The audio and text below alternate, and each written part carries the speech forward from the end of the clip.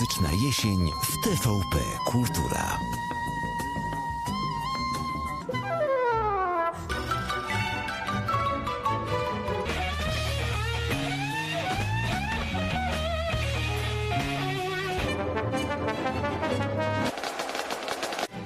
Muzyczna jesień od 13 września w TVP Kultura.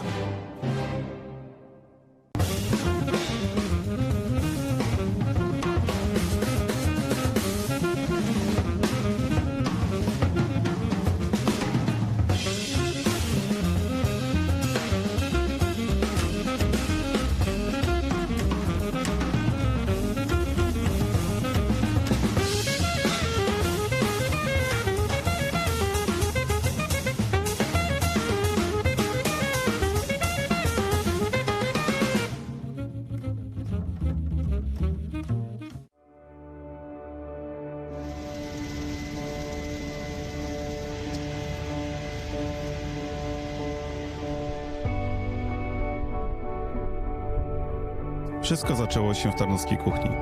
3 kumpli z podstawówki, którzy złapali piwowarskiego bakcyla. Decyzja o skoczeniu na większe gary była dość szybka. Po bliskich browarach zaczęliśmy ważyć nasze piwa. Początki nie były łatwe. Dopiero pan i pani uczynił nasz browar rozpoznawalnym. Mawiają, że to jedna z ikon polskiego kraftu. Ważymy głównie nowofalowe piwa z rodziny IPA, ale też klasyczne pilsy i Belgii.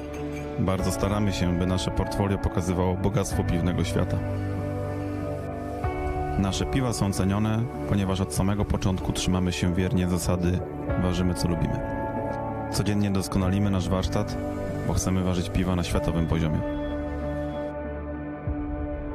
Ogromną radochę z tego, co robimy, daje nam partnerstwo z browarem Za Pan Brat. Michał i Przemek stworzyli świetny zespół i fantastyczną atmosferę pracy. Myślę, że nasza relacja jest bardzo unikatowa. Naszym marzeniem jest niewielki browar w Tarnowie, który będzie przedłużeniem tego, co już stworzyliśmy z Za Pan Braćmi. Today's complete. Nice bit of smoke.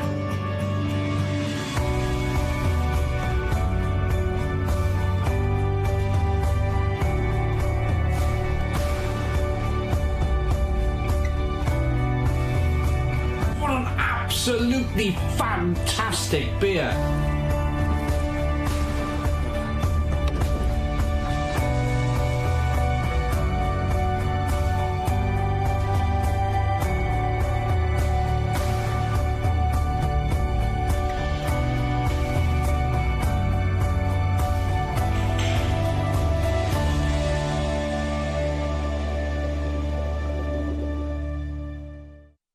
Piwo o nazwie Amok. No mój Boże, ale wszystko tu jest.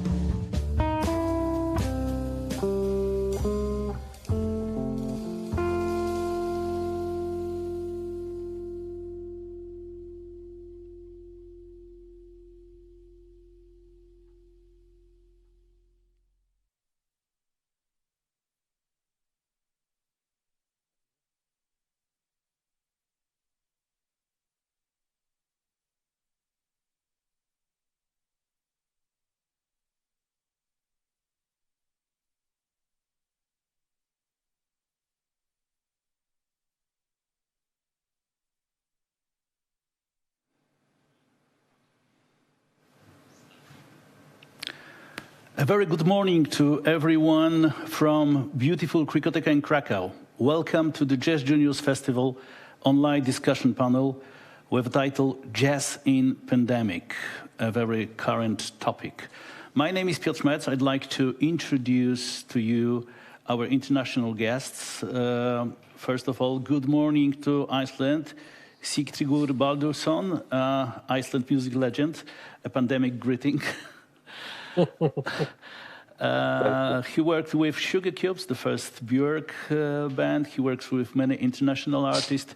Emiliana Turini, Howie B, worked for theater, film, made numerous albums, and is co-owner of the very nicely named Bad Taste music label.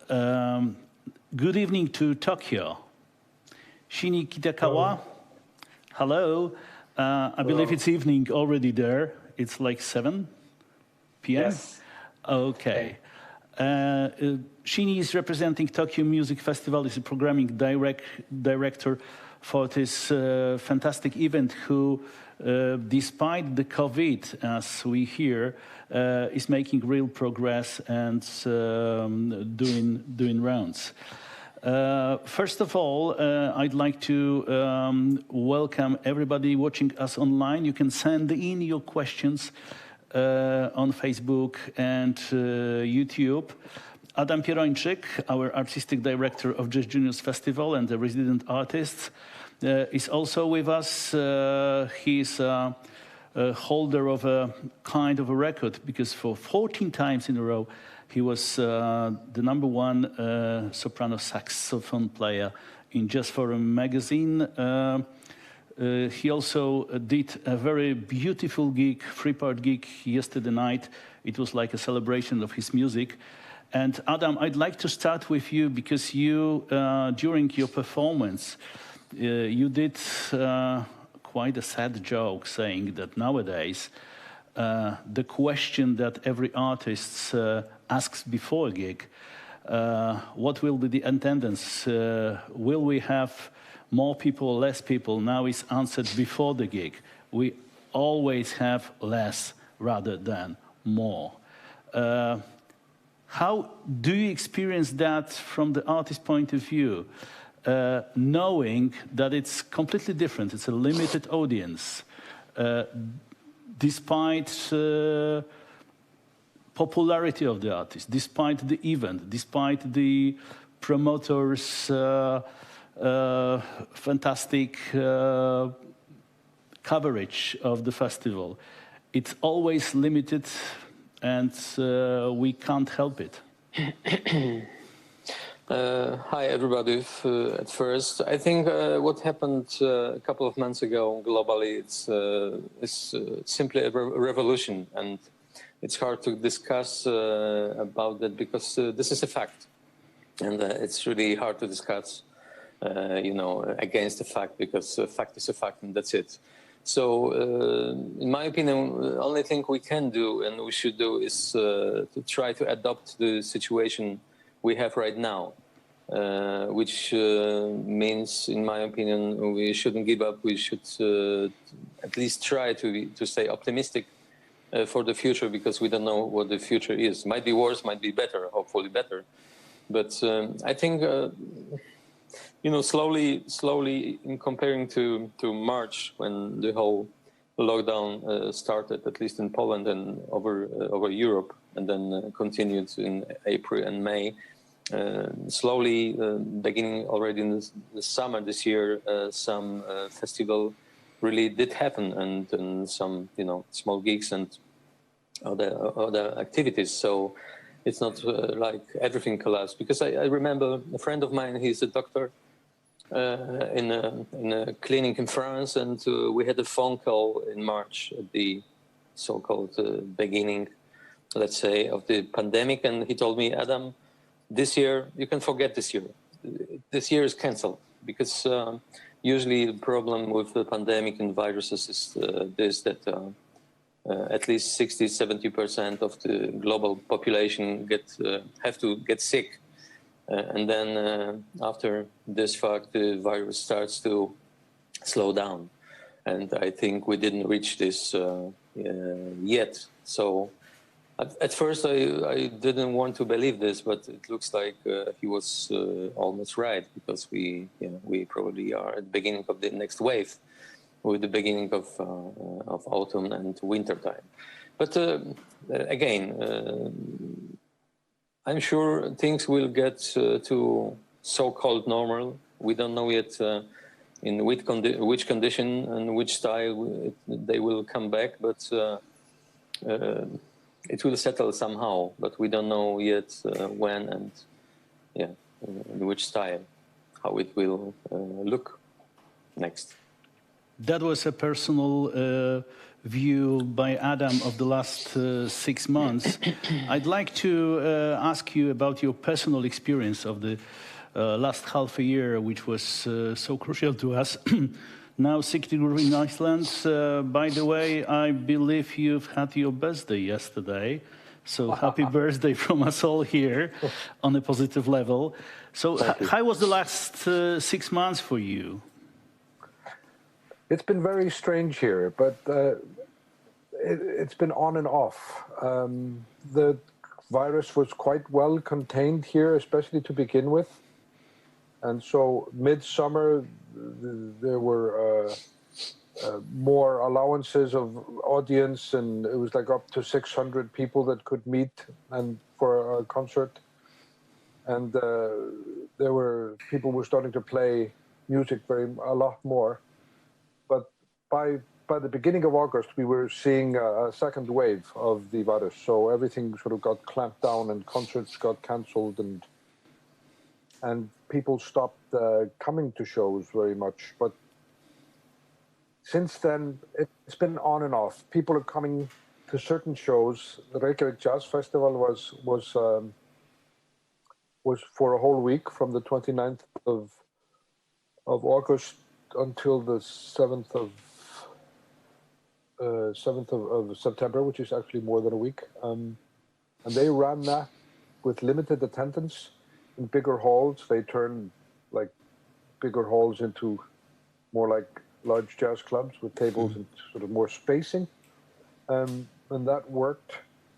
But it's a very strange scenario. We have some help. The government is now about to announce a new support package for the music in Iceland, where they're doing a various program of a variety program of support packages. One of them being sort of a fund where musicians that have lost a lot of work can apply. There's also incentives like more support for festivals. There's a festival in the autumn that's going completely online, which is called Iceland Airwaves. There's a support package for that, which is also supposed to premiere certain techniques with streaming techniques that can be used then on for other festivals starting next year, because we don't know how this is going to change. We're all hoping that we're going back to normal, but while we're hoping for that, we're also trying to prepare for things not going back to normal, and having to do more streaming type stuff and possibly other ideas. They've been doing various forms of different types of concerts in other places in Scandinavia. I know they've been doing drive-in concerts in Denmark that have been very popular. Not very environmentally friendly, I would think, though, unless everybody's driving electric cars. But that's one of the problems we're looking at as well. This blessed pandemic has stopped other issues almost in their tracks. Like last year, we had a huge movement for environmental issues, which has almost been stopped dead in their tracks right now. And I think that is also very serious, something that we must be aware of as well. But in regards to the music scene, we're seeing very similar problems all over the world, I think, and trying to deal with them in various ways. One of the good things we have to do is basically to discuss best practices and what seems to be working and what not. And those discussions are good because they're happening more rapidly. There's a very good discussion amongst the Nordic music offices about sort of best practices. There's also a European discussion going on now between other music offices about best practices. And yes, so we must try and be positive and think of solutions, not just mustn't get bogged down too much. We're always trying to think of solutions in these difficult times. This is unprecedented, and like Adam said, it's a very strange scenario. And for most part, this year, I think people aren't planning any more concerts this year. People are starting to look and plan for next year, especially bigger tours and stuff like that. There are occasional small shows happening, but mostly people are looking towards next year for touring and such. I understand you're very much in the middle of things, working for Iceland Music Expert. It's a very interesting issue, the offshoot problems from pandemic, like you said, the environmental thing. By the way, I had to cancel my visit to Reykjavik this year for a live concert at the radio station that I planned for my radio station back in Poland. I hope to do it next year, but who knows? Now we're going to Tokyo. Shinji, Kitakawa, please give us your personal experience of the last half a year, 6 months. Well, it's very strange, like everybody else. Yeah, in Tokyo, speaking of Tokyo, you know, the Tokyo Olympics, Paralympics were announced to be postponed on March 24 or so.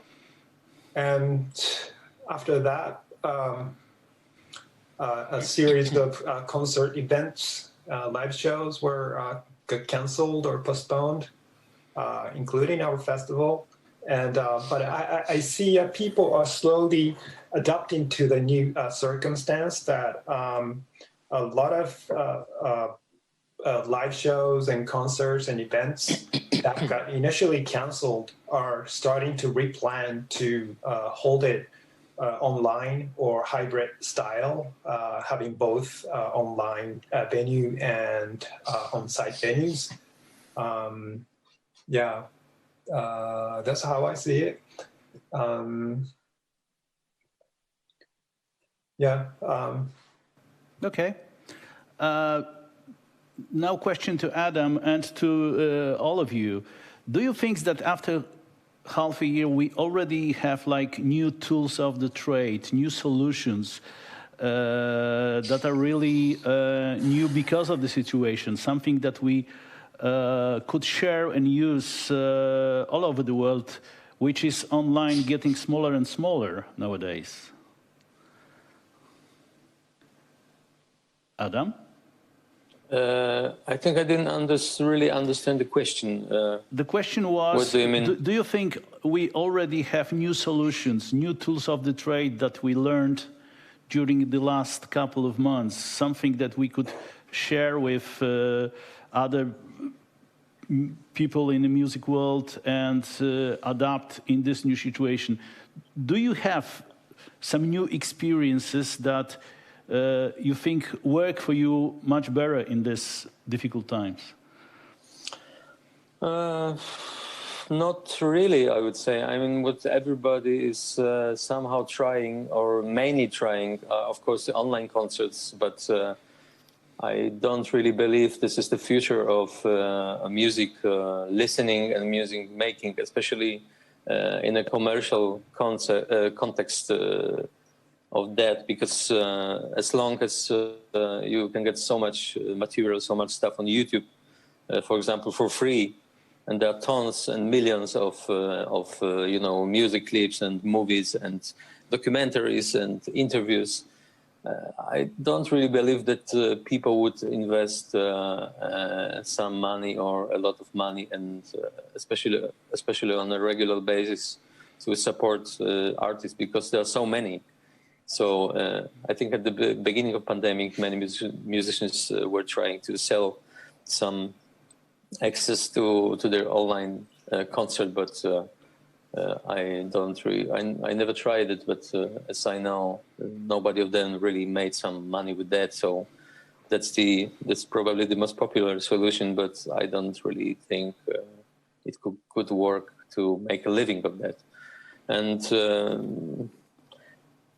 other solutions, I don't know. I played a couple of gigs this summer and this autumn, and there are still a couple of gigs planned, and most of them were hybrid, which, you know, some people in the audience, and also have been streamed online, and some of them were just online. I, for example, played a solo concert at the radio station in Krakow with no people, and that was fun also, because you know, I usually practice at my room, actually here, almost every day when I'm not on tour, and I really enjoy it. And you know, the lonely gig, as I might call it, at the radio station, was like more comparable to the recording session at the studio, which I also enjoy doing. So it's not a disaster for me. And also yesterday we had a beautiful audience. The room was not packed at the festival, but still they were very enthusiastic, and I guess and hope that people watching us online at the same time had some fun too. And I think we definitely had fun on stage and enjoyed playing. I didn't really think about pandemic yesterday, for example, when I go on stage. So I think more of the problem is to the quantity of the performances to make a living of that for most of the musicians, because my case is not really bad, but I heard of many. Although I got 50 this year, I must say, and this year was supposed to be really big for me. I mean, with many concerts internationally. I was supposed to go to Rwanda even for some solo performances and workshops, and of course it didn't work.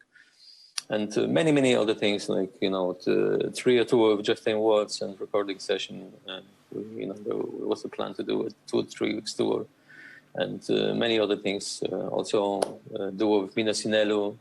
Nothing of those didn't happen, but and also financially, it was supposed to be a really big year for me.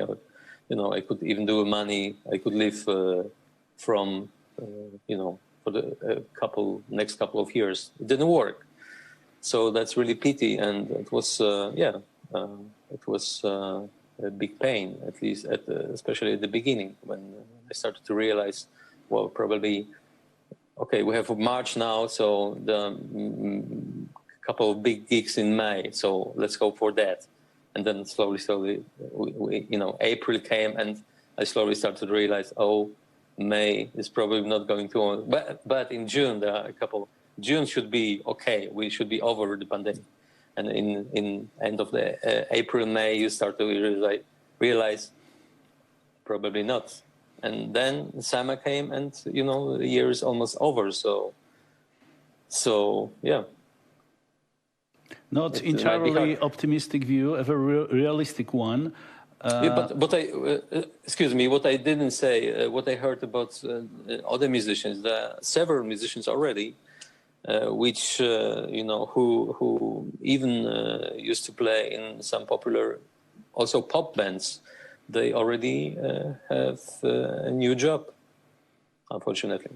There are several of them, or work on a construction field. to make some money. That's even less optimistic view. Yeah, Especially that now in October 2020, we really don't know what will happen.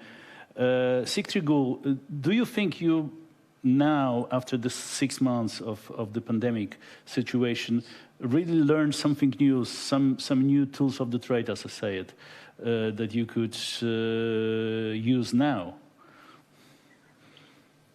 Yes, although I agree with Adam. I know many musicians that have had a very similar problem. It's very hard to make a living off music now, and yes, having said that, streaming solutions are not really going to come instead of playing gigs. It's going to take a long time, and it's very hard to monetize that avenue. There are some artists, usually bigger name artists, that have a very big audience that have been able to monetize something like that, like people like Nick Cave and stuff, and artists like that have a huge audience that have been able to sell tickets to streaming.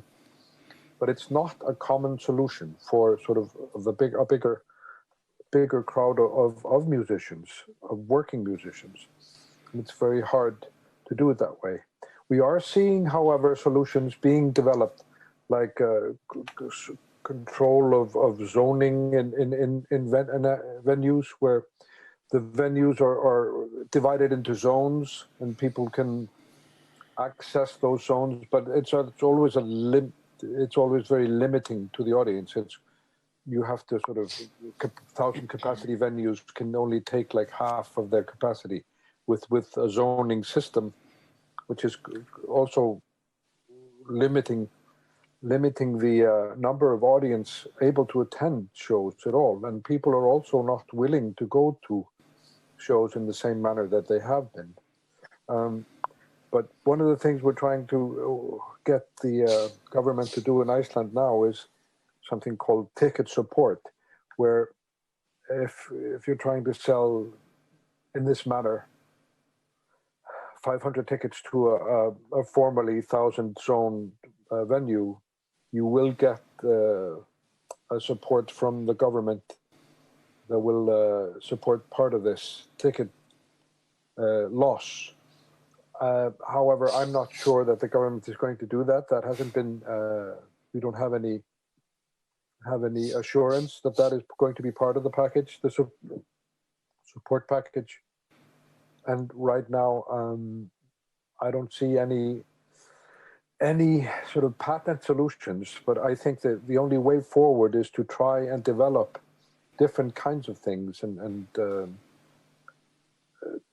yes, try to figure out ways of supporting artists, because it's basically a field that is being more or less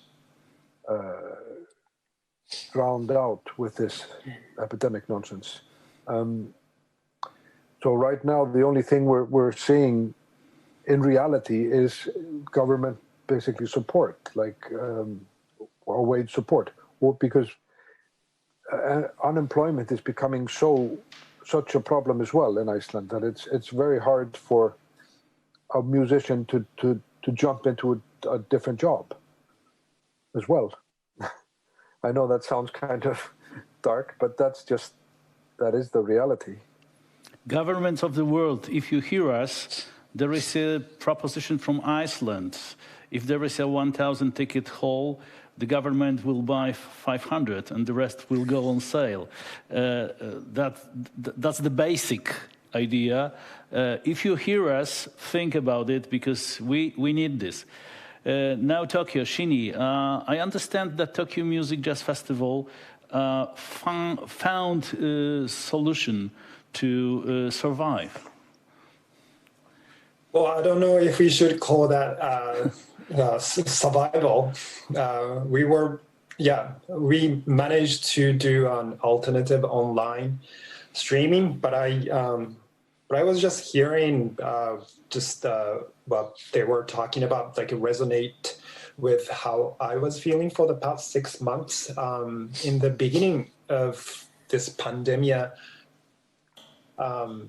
we hear a lot about like XR, VR, AR technologies that can kind of recreate similar experience of how people experience on live.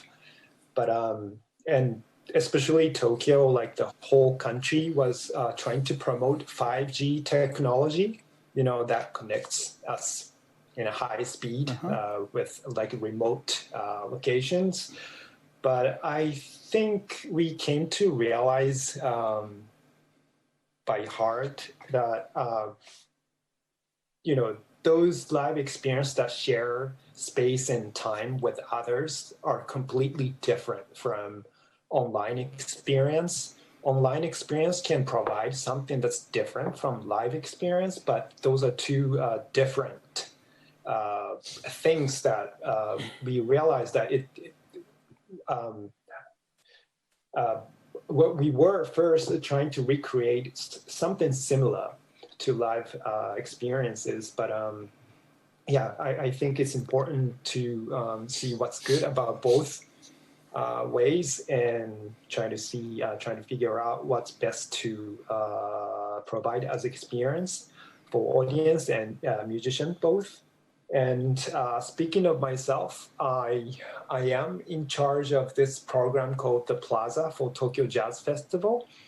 The Plaza program is an outdoor open air venue, which we mainly invite and welcome young emerging artists from Japan as well as from abroad. So, and every edition we manage to program, especially international artists, by having the support of the governments of their own countries. And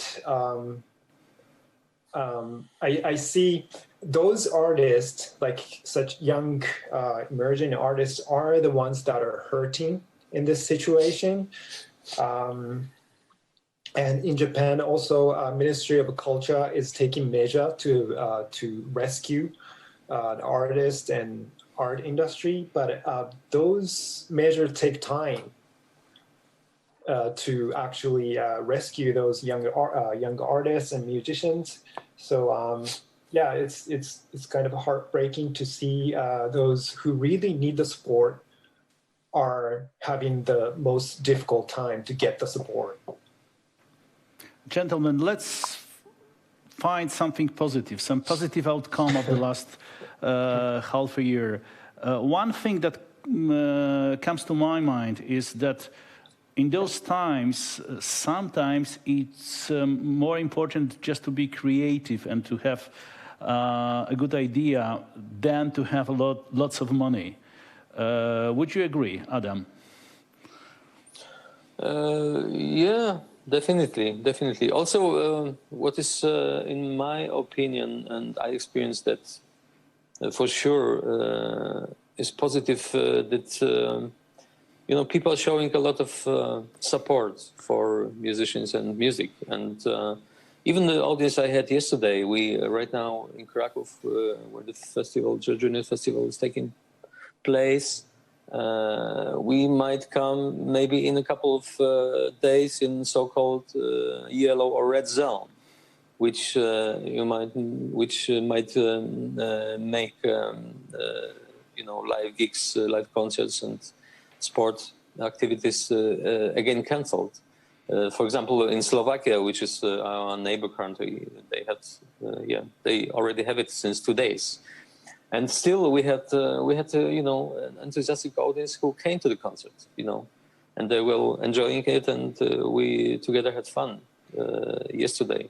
Also, I experienced, a lot of support from this in Poland. For example, there's a musician association called Start. I got some very kind support from them to make some solo videos. Which is nice. Also, some support from Ministry of Culture. Also, enjoy working with the Jazz Juniors Festival, which, especially in this difficult times, allows me to receive the opportunity to make some premiere concert and also to invite some musicians to let them earn some money and offer them the stage and audience and just the opportunity, especially in these hard times, to perform, which is and also to meet in person, because this year, especially this edition of the festival, especially this year, is special because I decided not to invite regular bands, but a bunch of musicians, who never played together in these constellations before. So it's going to be something new, something fresh, and also psychologically kind of support and a positive thing because a bunch of people who will meet in person and play in person, and so there are some positive signs also, definitely. Sigtryggur, anything? Yeah. Oh, thank you, Adam. Sigtryggur, anything positive from you? Yeah. I mean, we are working on, from my office side, like I'm running the Iceland Music Export Office. We did a whole new educational program this year for artists that are interested in export. So we created a whole new website, pulling together lots of information from various sources. And we also created new videos and podcasts to get that information across, especially to a younger crowd, which likes to get their information in video and or podcast these days. And that has been a very positive experience, and people have given us very good feedback for that. Artists are also coming together in different ways and focusing on the creative aspects. I see a lot of new collaborations between people. We are certainly collaborating also with other artists from abroad. We've been promoting a new program called Record in Iceland, and we're now, actually, funny enough, seeing more recording happening in Iceland now than in a long time, especially in the field of like film music and score. There's a studio up north that specializes in film scores, and they've been doing good business now for the whole of this year, offering remote scoring. So the composers have been able to send the score over and then follow the recording of the score through Zoom or online. Well, that's been an interesting development, and the studios are getting more business as well, because people are crunching down and trying to record more music now that they can't play as much live as before. So yes, people are trying to. The creative end has been developing, and I see also all sorts of new collaborations between art forms, between film and music and visual arts and music, and there's a lot happening on the creative end, which is exciting. And I think we have a real challenge in promoting this creativity in the coming year. So to be positive, I think that is also a positive note, that there's the creative side is very vibrant, and it's happening. There's a lot happening there, which will be a challenge to promote, and in various ways when we move forward into the next year. A piece of advice from Iceland to every musician: it's time now to make this record that you never had time for the last 15 years. Now it's the time. Do it. Go into the studio and do whatever was lying on the shelf, waiting for a good time. Now it's the time. Shinji, any positive message from you? as you have kindly pointed out, Tokyo Jazz Plus Online was, a lot of positive sides to it. It was a miracle that we could pull it off. We were initially planning to do the actual festival, between May 23 and 25 this year. And we announced the cancellation in April 14, I think, just a little more than 1 month before we were actually having the festival. And after 10 days of our cancellation announcement, we announced that we're going to do alternative online festival. And at that point, we didn't know how, and we didn't know how we could pull it off. But it was amazing that the artists who performed at our festival, a lot of artists contributed their performance, sent us videos, and some of them performed live online. And we were so grateful for those artists and supporters and fans. And that whole experience gave us a time to reflect back on how we have built our festival, and also to reconnect with our the audience in a way. And plus, it was online, so it gave us a way to reach out to new audience at the same time. So there's a lots of good sides to it, and thankfully we were able to get 125,000 unique viewers on YouTube Live, which is a lot more than we expected initially. So we were happy about the result, and we're glad that we did it. It was chaotic to organize the whole festival in 1 month, but we were so grateful for everyone who supported us to do it. This is, I think, a pandemic paradox. We can't travel much, but the world is getting smaller every day. We have a question from our viewers. Do you think that it's basically never going to be the same again, and the two worlds, the real world and the virtual world, will just coexist on different levels? Adam? I'm sure things will get to normal one day, for sure. I guess what we know now, that we will have to accept that COVID-19 is a next disease, new disease we will probably have to live with, like influenza and stuff like that. And they're already working on some vaccines and medicine against that.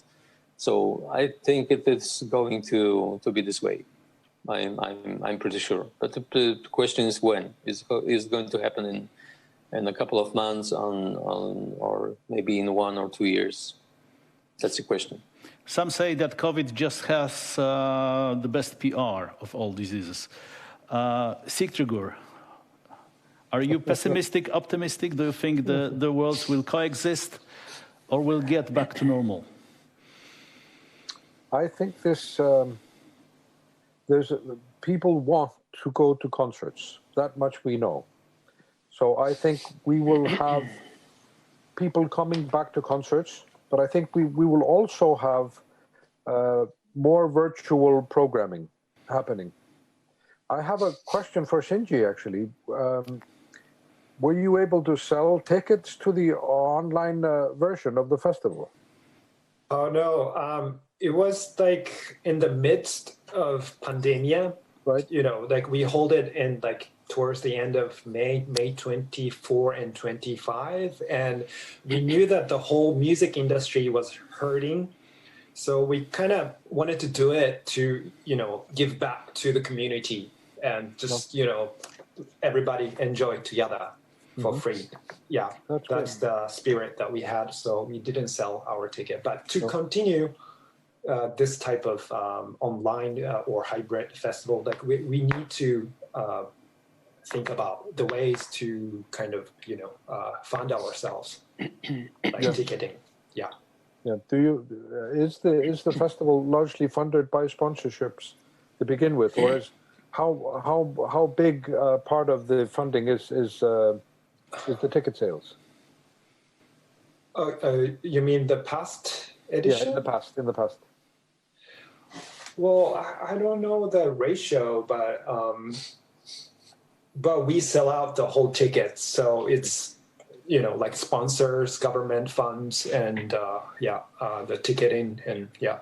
Okay, so these are like three poles of the funding: the sponsors, tickets, and government.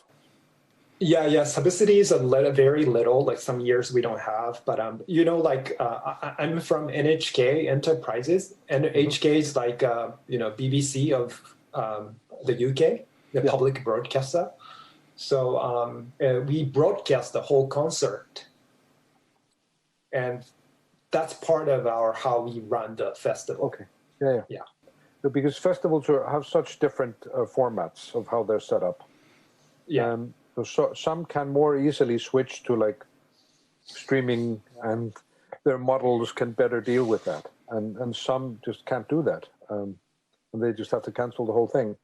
So I find that fascinating as well to basically see how the environment can adapt to different scenarios. That's also quite fascinating. Yeah, for the online festival that we did in May, it was just miracle in that way also. Like we had no broadcasting, we had no ticketing, but there was one sponsor who were so kind, and they were the supporter from our very first edition in 2002, and they continuously supported us.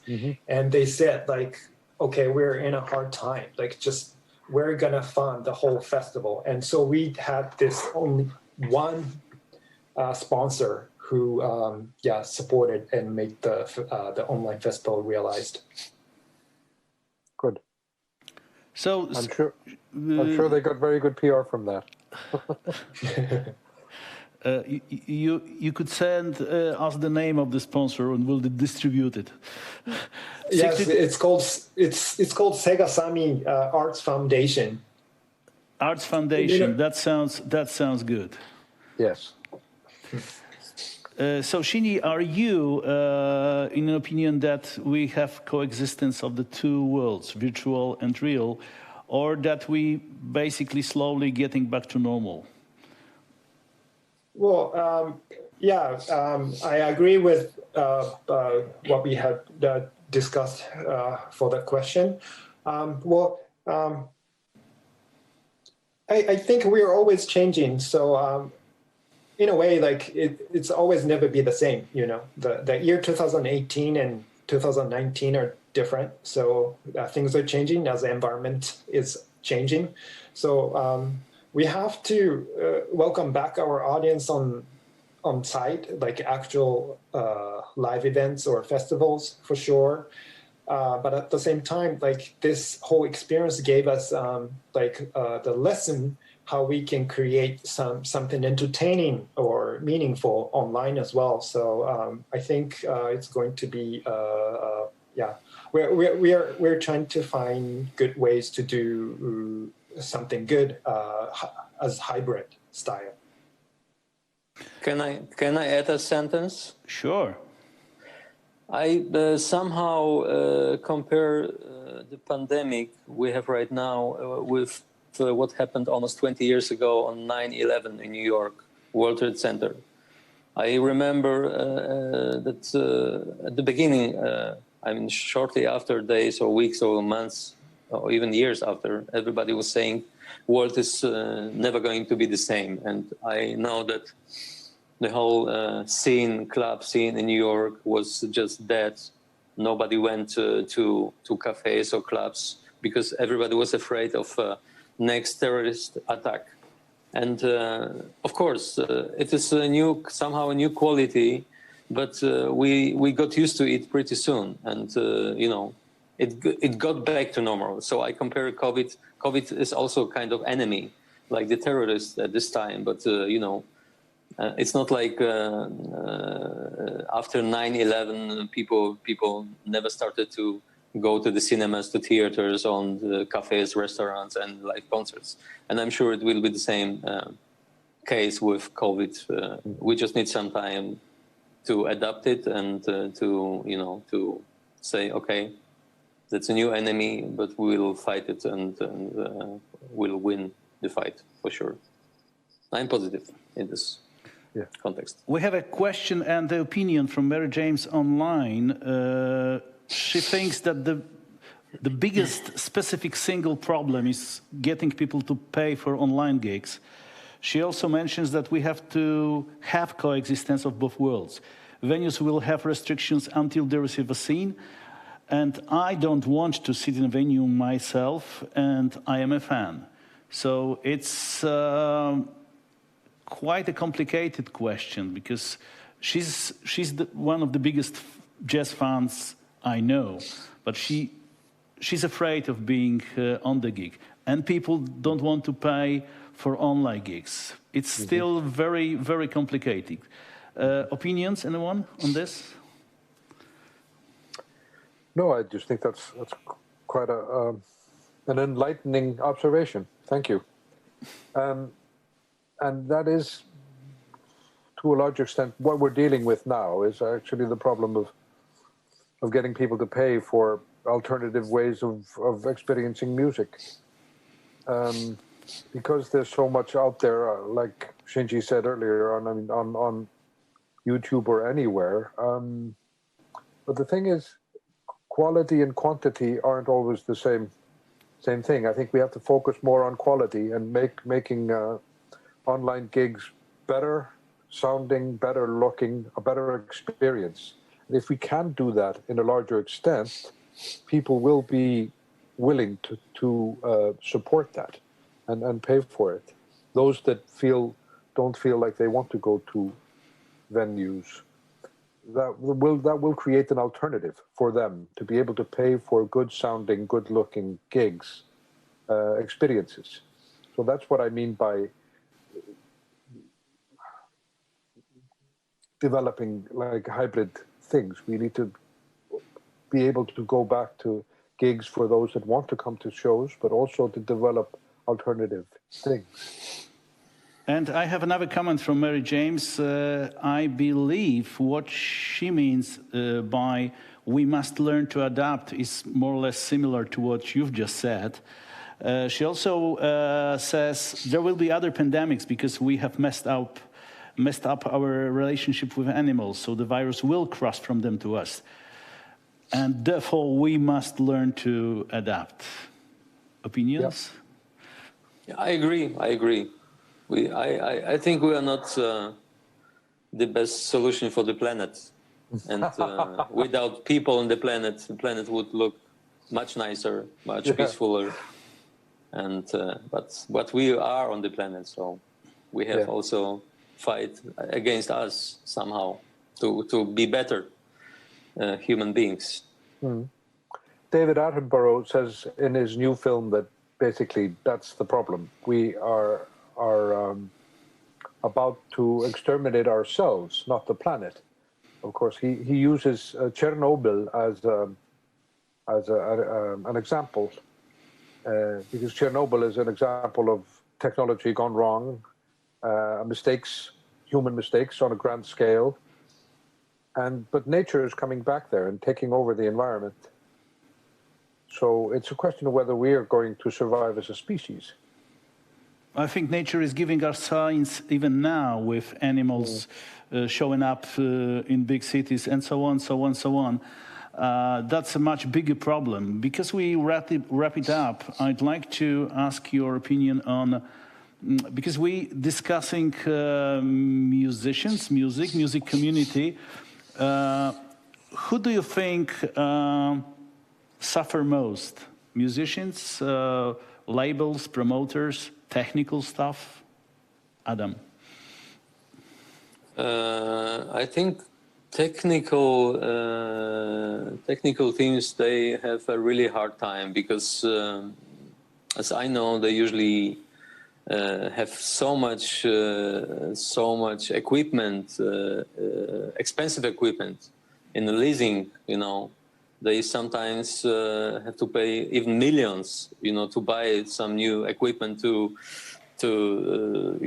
impress concert agencies or promoters to get hired. And, for them, everything collapsed. Because if they work for big money for big festivals, which don't happen for months now, they really struggle. They probably have to, fire people and even sell the cars, the big cars, trucks. They need to transport the whole equipment, and there's no money coming in. So for them, as I know, this is a really hard time. Of course, for musicians who don't have savings or were not able to manage to have some savings, this is a hard time. And I think, somehow for everybody. But it's not just music business. I think touristic businesses, even for them, that's even a bigger problem. Mm-hmm. Because as musicians or promoters, what we are trying, at least now, is to organize something and to stay creative and active on the national scene.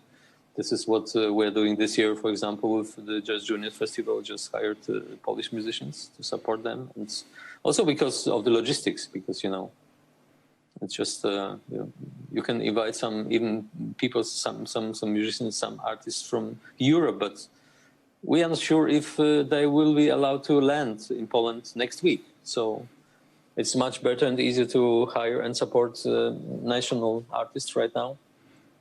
But we still can do something. But the touristic industry, they can offer some interesting places to rest for vacation for Polish people. But it's not the same like to send them to Greece, Turkey, or Egypt, or wherever, Asia or Africa. Sigtryggur? Yes, the tourist industry has grown very much in Iceland in the last 8 years, I would say. And they've been suffering very badly as well. But on the music side, musicians are wonderfully adaptable people. That much we know. And but they're still suffering a lot because they haven't had work for a long time. But the companies in and around the music scene, like here, we see the same thing happening. I mean, technical companies are having a very hard time. The theaters are having a hard time. The venues are having a very hard time. The whole structure around the music scene is having a very hard time. And not only like Adam said, not only the music scene, it's also the theater and other performance-related scenes, and the tourist industry, of course. Travel has been very, very restricted. What happened here in Iceland was kind of interesting, though, because many hotels had good business this summer, just catering to Icelanders who all of a sudden decided to go and see their country, which hadn't been happening on this level for a long time. So we see flexibility and adaptability happening everywhere, which is good. But the situation is rather dire, though. I mean, in the end, for a lot of folks.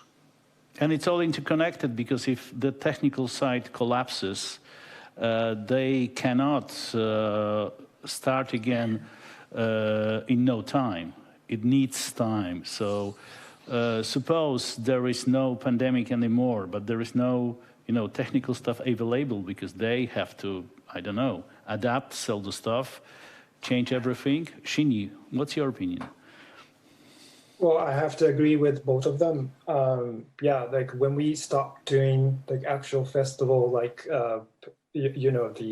those partners, event production companies, like they seriously lost their the lineup of projects that they were planning to do. So we kind of have to create other projects so that we can work with them. And in Japan, like there's this big pop band called Southern All Stars, and they did a big online concert, and they didn't changed the venue. They kept the big arena so that they can continue working with the production companies. So that was kind of highlighted to highlight those production companies hurt in this situation, and also there's this project called Music Unites Against COVID-19 that was launched, I think, in March in Japan, and this was initiated by this instrumental band called Toe. And this was to help rescue the small live venues throughout the countries, and like more than 200 live venues register this website so that people can contribute their money. And I think live houses are very serious condition in the beginning, especially, I think. Gentlemen, thank you very much for taking part in our discussion. Thank you especially for the positive side of what we've been talking about. Sigtryggur Baldursson of Iceland Music Export. Happy birthday again. Thank you. Happy birthday. Happy birthday. Shinji Kitakawa of Tokyo Jazz Festival. Thank you very much. Adam Pierończyk. Thank you very much. Thank you. Thank you. Thank you, Adam. Thank you. And we'll invite everybody to another discussion online. 2 p.m. It will be about women in jazz. See you then.